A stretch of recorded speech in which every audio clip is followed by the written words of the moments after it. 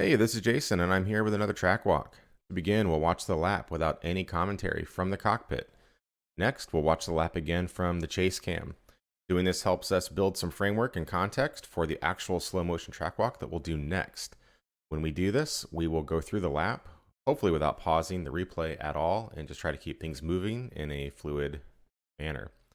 Finally, I'll do a deeper dive into a few of the corners and talk about potential trouble spots. Before we continue, I'd like to make quick mention of the Sunday Night Skippy Racing League, which, despite what's in the name, also races Vs. We run 2 Skip Barber events on Sunday evenings, and we run our Formula V series on Thursday evenings. Sessions open at 7:30 p.m. Eastern.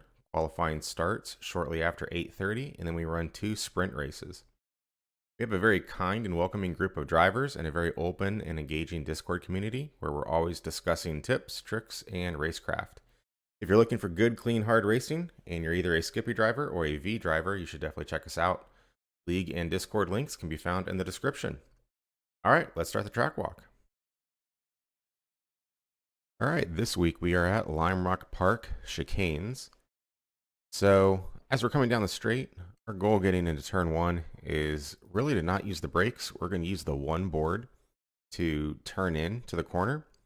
And as we get close to the curb, we're going to downshift into third, use that to help us turn in. And then we're really going to throttle steer throughout the entire sweeper. So through turn 1 and out of turn 2, it's really all about the throttle. We'll look for grip in the steering wheel, but we're really managing rotation with a throttle. We will do something very similar going into turn 3. We will use a sharp but not full lift to rotate the car into 3. We're not really interested in using the brakes here at all. We don't need to. We can keep our RPMs up pretty well if we just use a good lift to get the car turned. And again, we'll use the throttle steer to get the car settled in to this corner. We're going to fully commit to turn 4, full throttle all the way through. We're going to take a lot of the curb on the inside. There's multiple lines through here.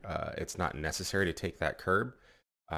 There's a bit of a trade-off. If you take that curb that's on the inside of 4, it unsettles the car a little bit, but it's a shorter distance, and it's easier to commit to that line than it is to not take the curb, maintain a bit more speed, but you're going to travel a bit more distance.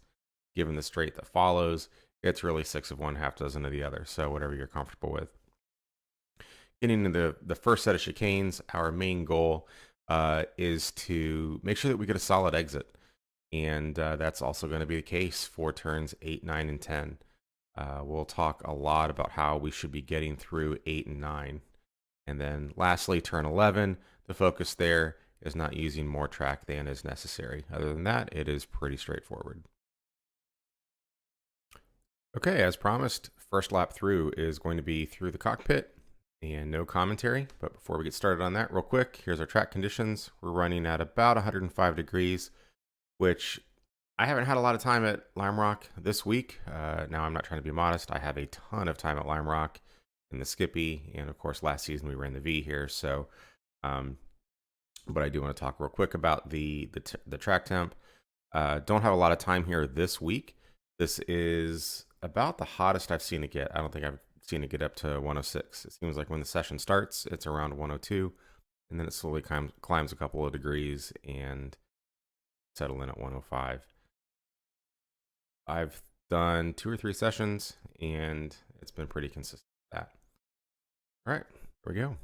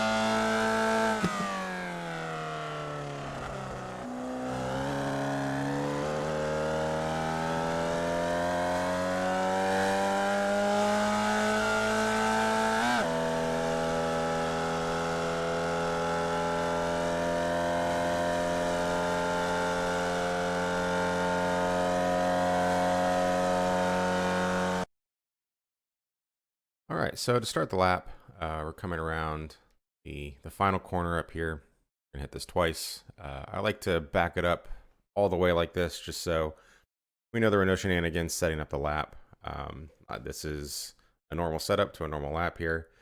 One of the things that I see a lot uh, in the pubs and even our own league races is a lot of people opening up this corner way more than is necessary.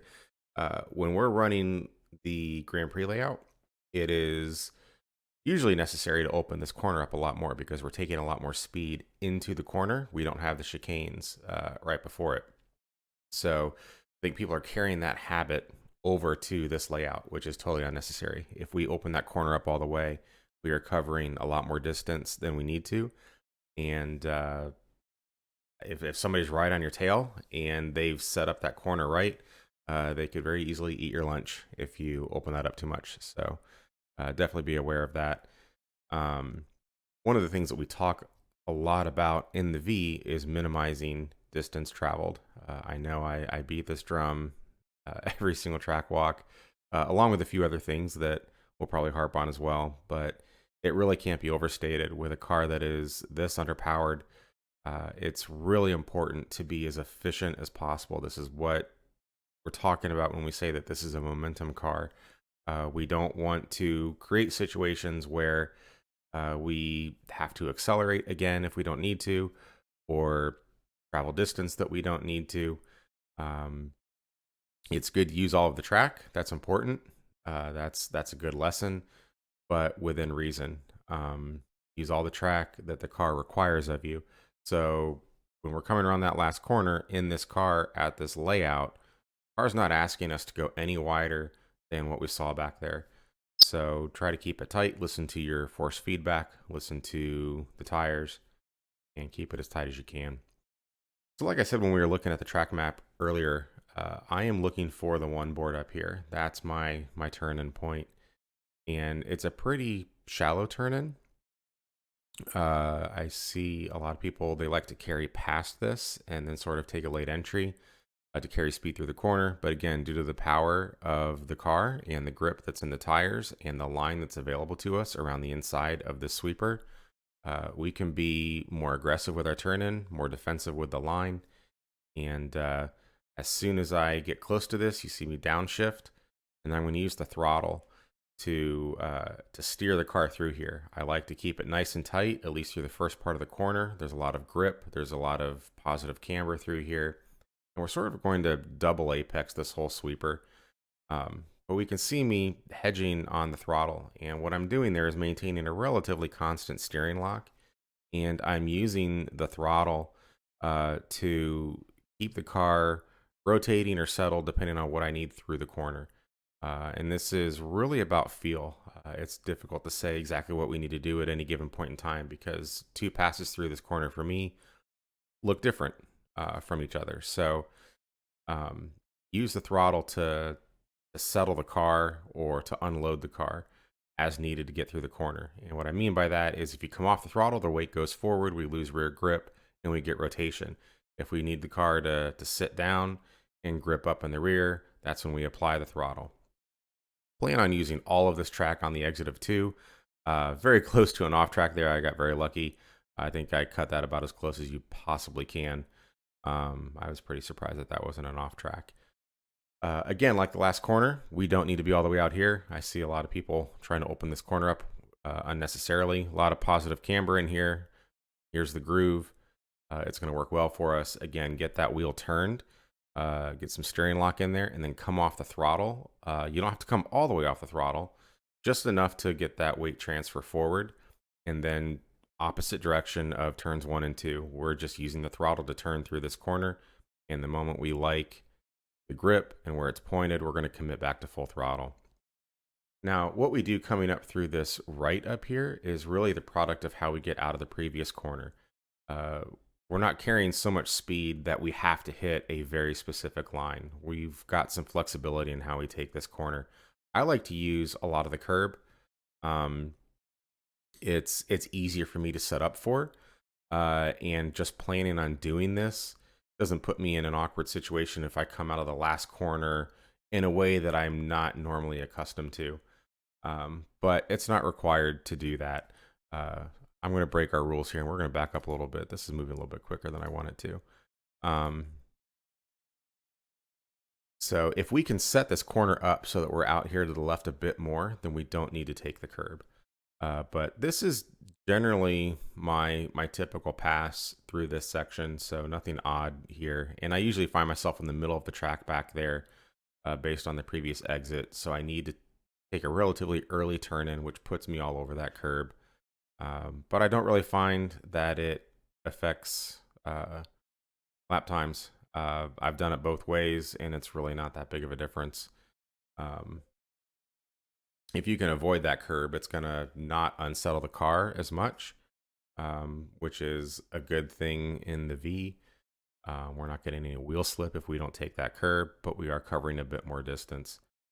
So we want to straight line the rest of this, which means just kissing this rumble strip right here. We don't need to climb all over it, but we're going to straight line this all the way up to this bend right here. And then once we get to that bend, we're going to keep it nice and tight. We don't need to swing out here so that we can swing back over here. And then to make the chicanes, we can keep it right up against the line, not travel that extra distance. And my break point is really between the tree and the start of this curb. Actually, it looks like it was a little bit earlier. When I'm in the cockpit, that's what it looks like. So learn something. But I want to open the chicane up a lot. So I am planning on coming all the way up onto this curb. And we saw me mix the throttle and the brake a little bit. That's not an accident. Man, breaking our rules left and right here. But yeah, that mixing is not an accident. That stabilizes the car a bit and lets us find the point at which we really do want to come off the throttle and lean into the brake and start our rotation. And I'm going to trail a lot on the breakthrough here, because what I'm looking for is I want to know when I can cut this a millimeter thin on that curb. And the moment I'm happy with that rotation and where I'm pointed, I'm all over the throttle. Getting all over that throttle as early as possible here and in the next set of corners is so crucial in this layout with any car. But again, the more underpowered the car is, the more crucial those exits are. I might be overstating the obvious, but this is really where time is won and lost on the lap. It's here and in the next chicane. Again, straight line through here. We're going to cut this really close, and we're going to go ahead and go over this curb up here. Honestly, I don't see that it makes that much of a difference. If you don't like taking this curb and you just want to go around the contour of it, I don't think you're going to lose any time that means anything. It's really not that big of a deal. But I'm a straight line from A to B kind of guy, so I'm just going to take the curb. It doesn't seem to cost any time. It's one less thing to think about. We're going to straight line this all the way up to the setup to the next set of chicanes. So no need to come over here and kiss this apex. If your natural line, from out of the chicanes places you here, fine. Don't be a slave to the line that you're used to taking. We want to adjust what we're doing throughout the course of any given lap. But on my normal lap, this is where I'm placed based on my run through the chicane. And we're just going to straight line this all the way up to the setup up here, which is really where this kink in the road is. So when I get to that kink, we're going to start straightening things out. And my break point is just past where this new section starts and before this rumble strip starts. And so we're going to take a deeper entry into all of this. It's very tempting, way down. It's very tempting to try to take a shallow run through here. But if we do that, we're going to really hurt how we can get out of this whole sequence. This straight, I call that a straight, but the space between this turn and the next one is just long enough that we need to be able to open this second pass or the second corner up a bit, which requires going deeper into this whole section. I want my left wheels just on the left of that white line. Again, probably cut that about as close as I could without getting a 1X. Committing to the throttle here. And then really the same thing in reverse. Be very careful about how much of this we take. There's a huge slowdown penalty in here waiting for us. But I'm already turning down the straight. If we aren't able to get turned early enough, we're going to find ourselves really flirting with the grass out here.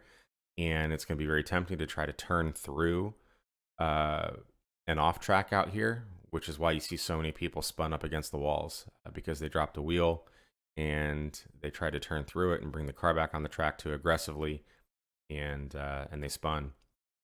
So again, breaking the rules. Do this again. I normally probably go a little bit deeper than I did here. I turned in a little bit earlier than I normally do. It happened to work out really well. I think this is probably, at least for me, the most optimal pass, one of the most optimal passes through here I've done. If I could do it this way every single time, I absolutely would. But going a bit deeper into the corner gives us a bit of a margin for error when we make our exit. So don't be afraid to go a little bit deeper so that you can be very precise and deliberate in how you place your car getting out of here. Because this exit, even more than the last one, is the most crucial one on the track. This sets us up for the entire straight. So very important that we're in a position to open this corner up. Exactly what I'm doing here. That lets me turn in early, get an early exit out of here. When we talk about moving our exits up and prioritizing exits, this is exactly what we're referring to. That's my exit right there, maybe a tad before. You know, if this corner was closed down, then I'd still be trying to make this turn as I'm hitting the curb, and that pushes my exit from a little bit back here to up here, and that's slower.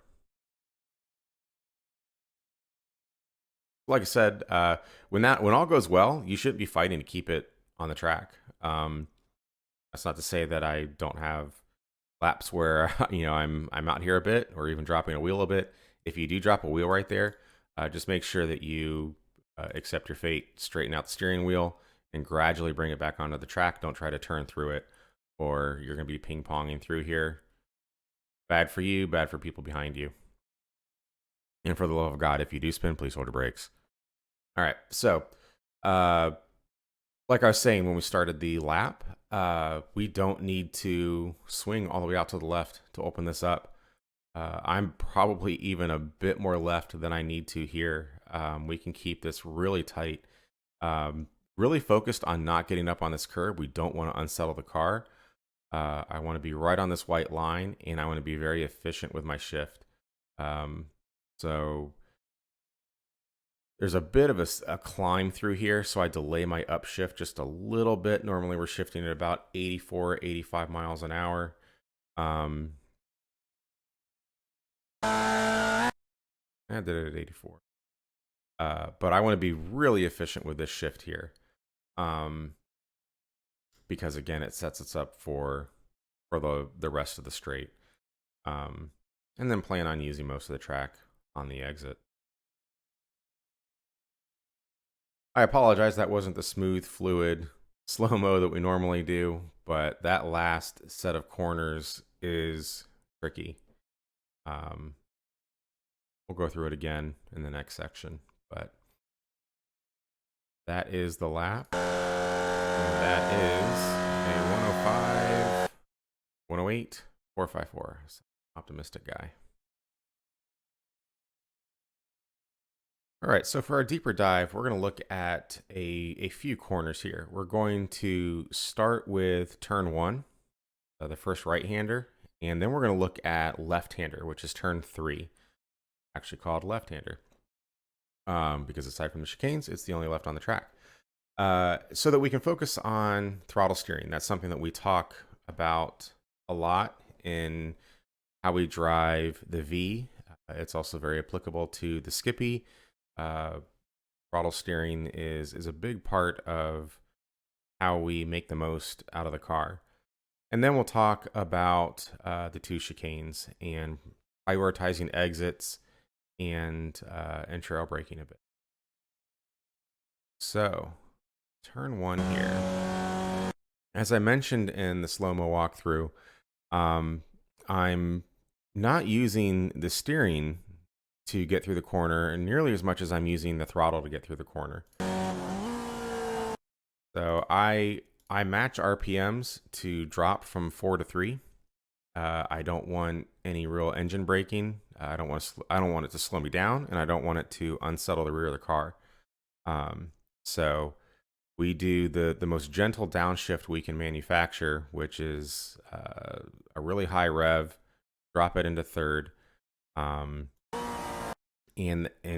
get just enough kick out of that to complete the turn into the corner. And then at that point, I'm on maintenance throttle, and I'm going to feather that just a little bit. And I know it probably looks like I'm making a mountain out of a molehill with the input changes on the throttle, but the devil's in the details, and there's a lot of details here. Feathering that throttle, coming off of it, unloads the rear, and that's how we get rotation. And when I want to plant the rear and set a course for where the car's pointed at that moment, that's when I stomp the throttle. That transfers the weight back, and grips up. It's why a lot of newer drivers tend to spin. Certainly in this car, but any other car, because your natural reaction when you start to lose grip or you start to lose control is you come off the throttle. That's kind of a natural instinct. But it's really the opposite of what you want to do, provided you're not pointed right at a wall. But by coming off the throttle, you're completely unloading the rear. And in this car is just a big pendulum. The engine just hangs off the back of the car. And so when you come off the throttle, you're lurching forward and you're unloading the rear end, and it's going to swing around on you, particularly if you have steering lock applied.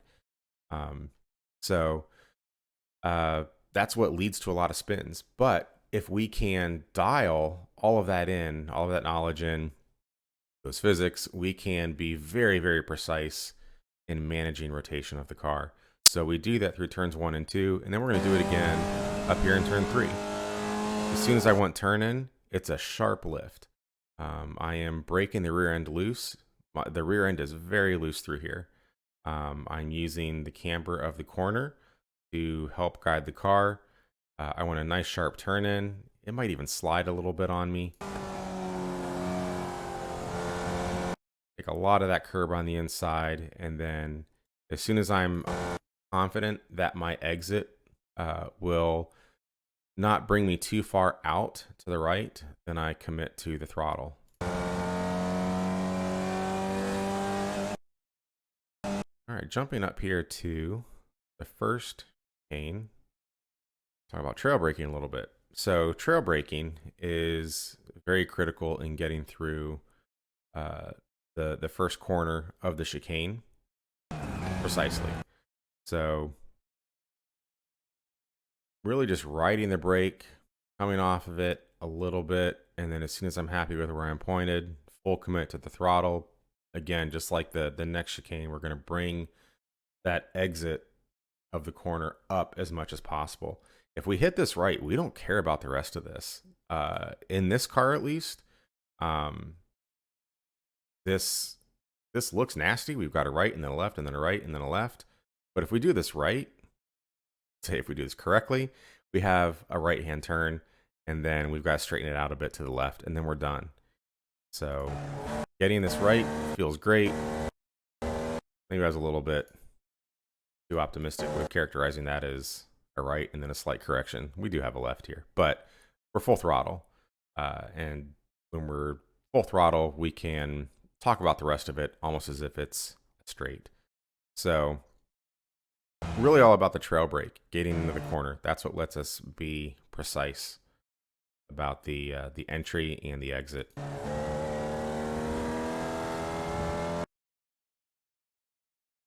And then again, I'm going to jump out into far chase so we can see this whole sequence. So This is just a big sweeper through here. And like I said, my break point is really as I'm crossing. This is more obvious in the cockpit, but there's trace in the road, this little curvature. Basically, as soon as I get over that, I'm rolling on the brake a little bit, about 60%-ish, and then trail braking through the corner. This is tricky to do through the corner because there's a little bit of positive camber. Let's jump into the cockpit real quick.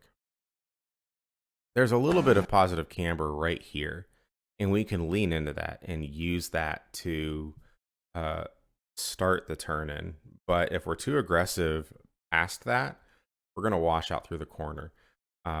Once we get over that initial hump, there's not a lot of grip to be found through the corner. So it's important that we don't take too much speed through here.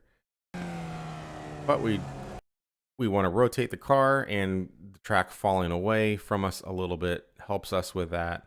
But again, a nice good trail brake through here. Gradually rolling off the brake.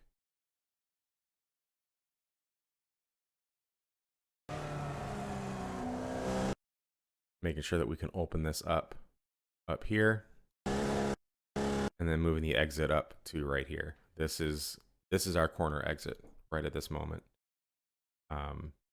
The further up we can push this exit, further up being back here. So if I can move the exit to here, I would, because what this means is our exit is really where we're fully committed to the throttle and don't need to hedge on it or come off of it again. So the sooner we're full throttle, the sooner we're getting up to speed. And given that we basically have a straight from this point all the way down to turn 1, the sooner we can be full throttle, the better our lap times are going to be. All right, folks, that is all I have. Thanks for tuning in. Certainly, if you have any comments or suggestions or want to talk about the track, racecraft, racing strategy, lap strategy, please leave a comment. I'm going to plug the league one more time. If you're interested in racing this car in a league setting with a great group of drivers who love to help each other, new people, very welcoming environment, please check us out. Links in the description. And sorry for this video getting out late this week. I was kind of on hiatus through week 13 and just lost track of time. So hopefully this is still helpful, even though it's Wednesday.